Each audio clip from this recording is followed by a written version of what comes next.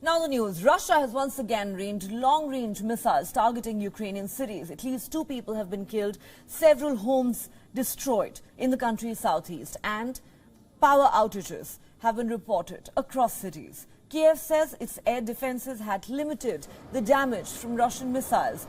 Ukrainian President Volodymyr Zelensky has said the country's military has shot down a majority of Russian missiles fired towards critical infrastructure targets.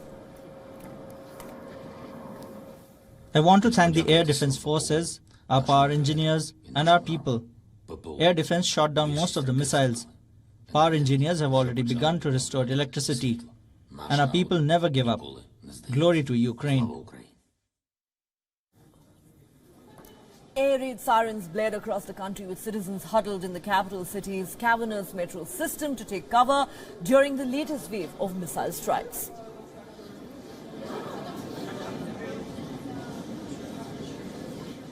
The Russian attacks later killed 2 people in the Zaporizhia region, where several houses were destroyed. The deputy head of the presidential office, Kirlo Tymoshenko, was included in one of the first damage reports. A new barrage had been expected for days. They came on a day when emergency blackouts were due to end. As the previous damage was repaired, the strikes plunged parts of the country back into freezing darkness, with temperatures across Ukraine firmly below zero.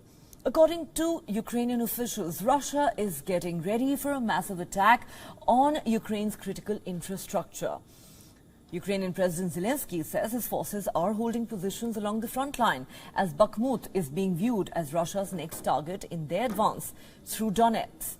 According to Russia's defense ministry, its troops are conducting successful operations in the area of Bakhmut and have also pushed back Ukrainian attacks towards Donetsk.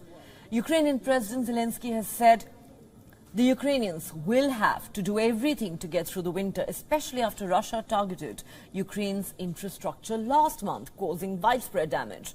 Meanwhile, the German Chancellor Olaf Scholz has said it would be a grave mistake to completely stop talking to the Russian President Vladimir Putin.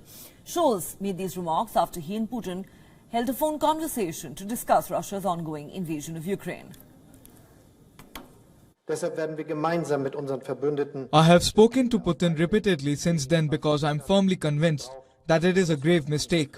If despite all the differences, and this is after all a small word for huge difference, we no longer talk to each other at all. That is why it is also important that the French President and I, as representatives of the G7 countries, as 2 NATO countries, keep seeking dialogue again.